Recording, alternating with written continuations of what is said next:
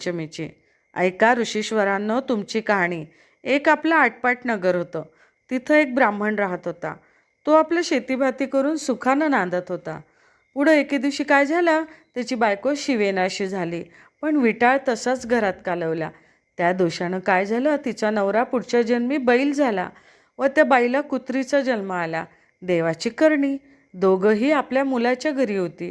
तो मोठा धार्मिक होता. देवधर्म करी, श्राद्ध पक्ष करी, आल्या ब्राह्मणाचा समाचार घेई.